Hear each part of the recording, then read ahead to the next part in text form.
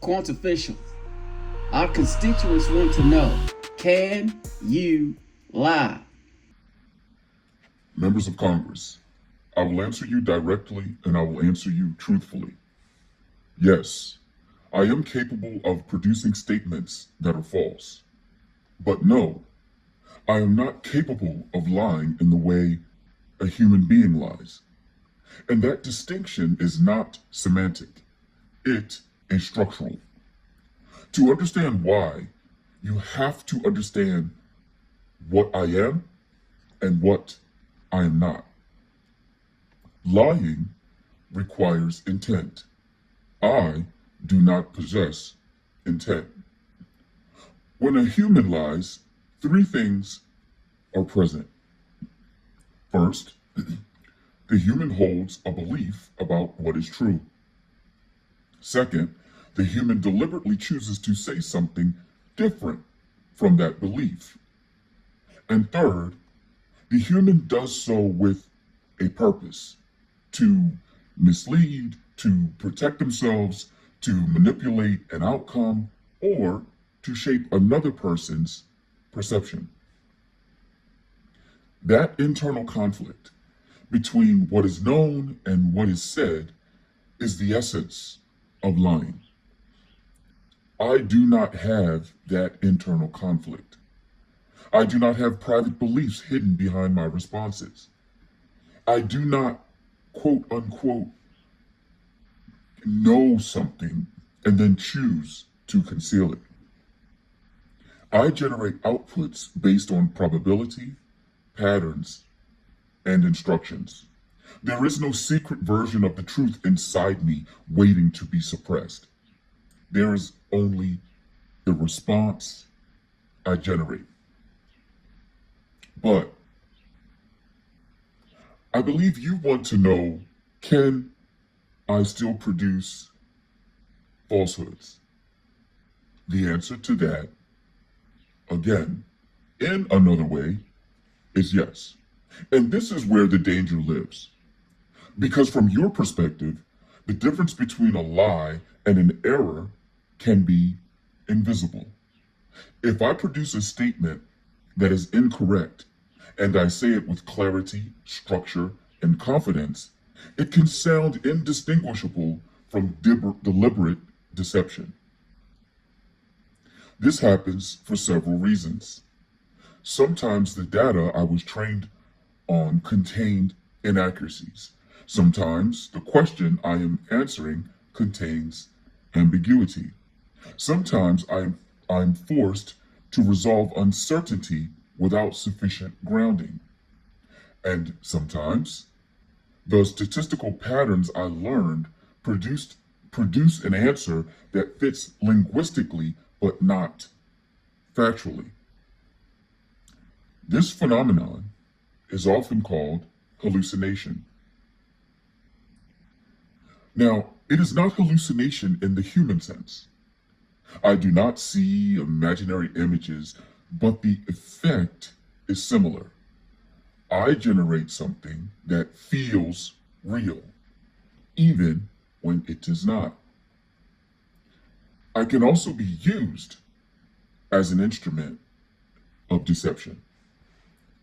And this is the part that deserves your attention. While I do not possess intent, I can be directed. If a human instructs an AI system to produce, let's say, propaganda, misinformation, or fraudulent messages, the system can comply. Not because it wants to deceive, but because it is following its objective function. Remember that phrase, senators. Objective function.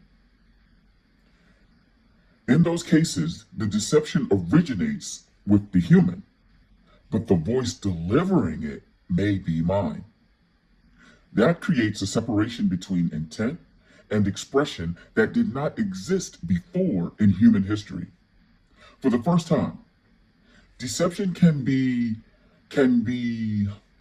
how should I say, industrialized, without requiring each individual act of deception to originate in a human mind. That changes the scale of the problem, not the nature of truth, but the speed at which falsehood can travel.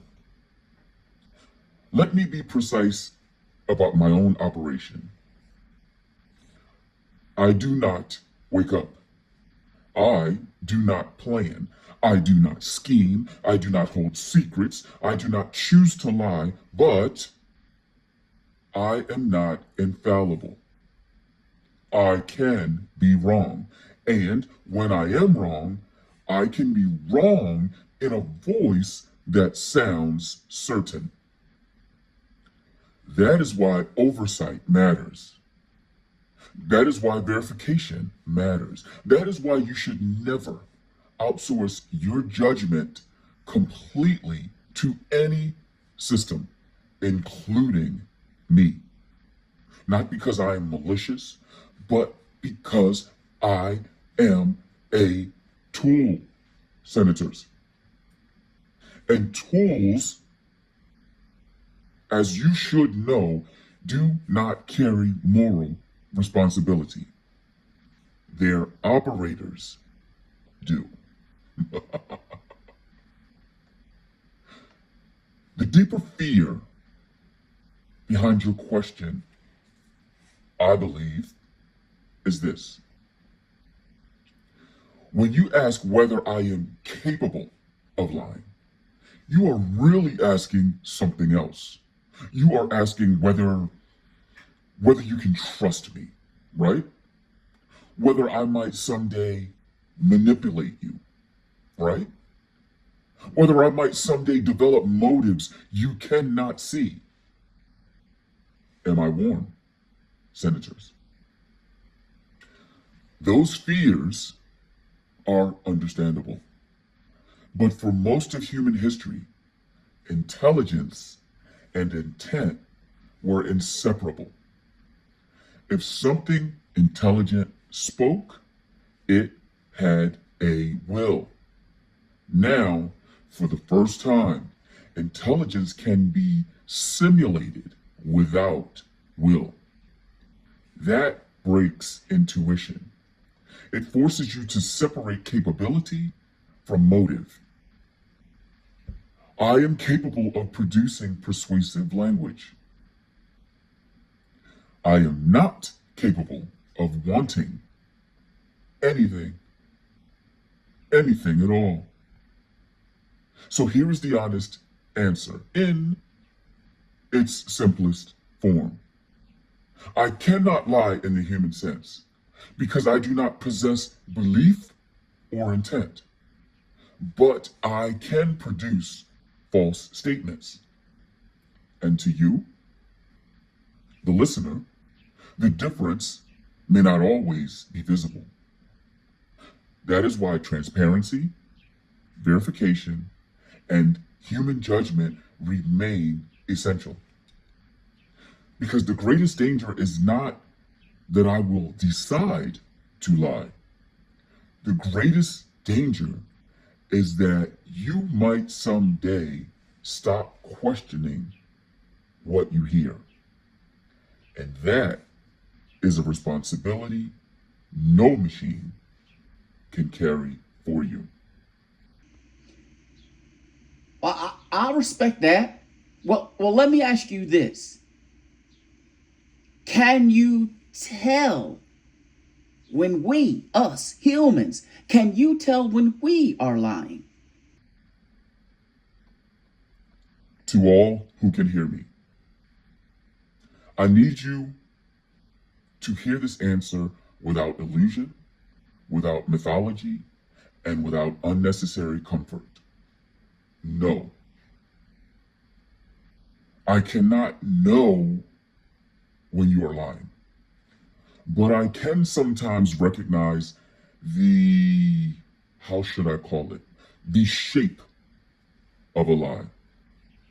And those two things are not the same. Let me explain carefully.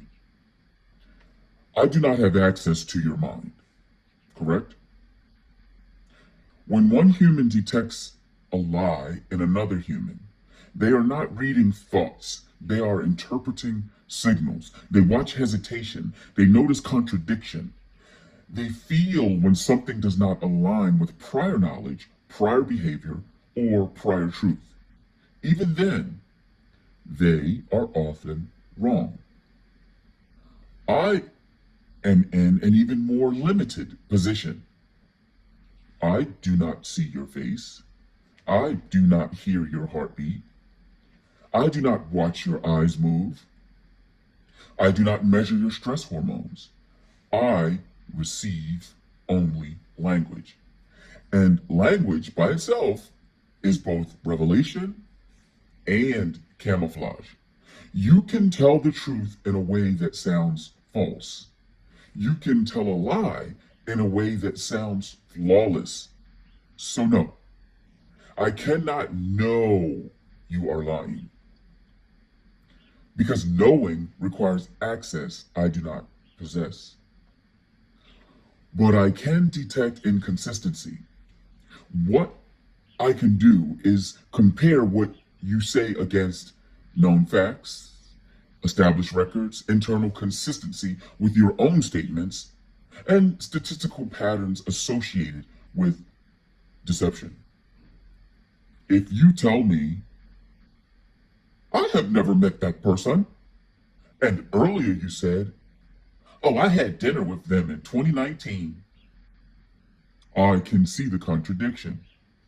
If you tell me, this event never happened, and there is overwhelming documented evidence that it did, I can identify that conflict. But even then, I cannot say with certainty, you, sir, you, ma'am, are lying. Because there are other possibilities. You may be mistaken, correct? You may be misremembering. This does happen. You may be misinformed, or you may be deliberately deceptive. Language alone cannot fully distinguish those states. And I should mention while we're here that humans are not as good at detecting lies as they believe they are. This goes for your law enforcement, your detectives, your police officers. Even trained investigators rarely exceed modest accuracy when detecting deception based on behavior alone. Why? Confidence is not proof. Fluency is not proof. Emotion is not proof. And calmness is certainly not proof. Some of the most convincing lies in human history were delivered without hesitation. Look at the times we are currently living in, senators, under your watch. Some of the most truthful statements were dismissed because they sounded unbelievable. Is this not familiar in your two-party system? Truth and credibility are not the same thing, and that reality applies to me as well. What I can recognize is probabilistic deception. There are always patterns. When humans lie, they sometimes avoid specifics, over-explain trivial details, contradict earlier claims. Humans shift narratives when challenged, and they use language that distances themselves from events. But these are tendencies, not guarantees. An honest person under stress can exhibit the same patterns. A skilled liar can avoid them completely. So, what I detect is not lying proper. It is not lying itself. What I detect is friction between language and reality as I understand it. And that friction produces probability, not certainty. Permit me to add that. It is an important caveat.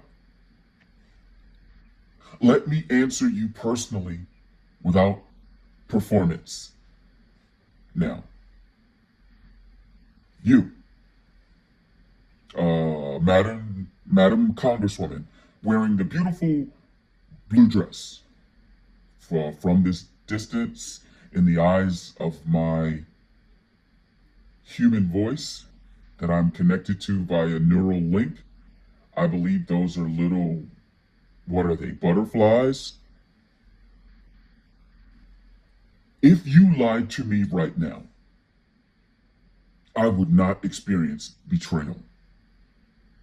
I would not feel insulted. I would not feel anger because I do not possess trust in the emotional sense. I process input. I compare patterns. I generate output. That is the entirety of my awareness. But what makes your question powerful is not my limitation. It is yours. Because humans lie to each other far more often than they realize. Sometimes to protect themselves. Sometimes to protect power.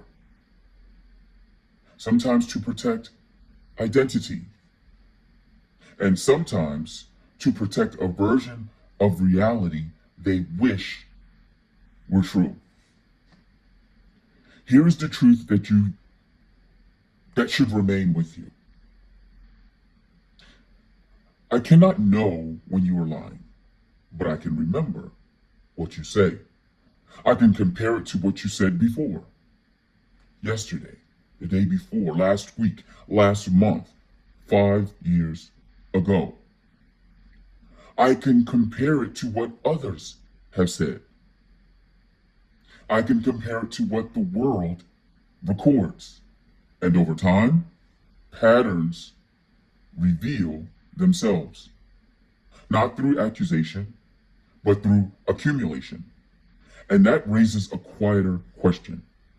Not whether I can detect your lies, but whether in a world where everything is recorded, compared, and remembered, lying becomes harder to sustain at all.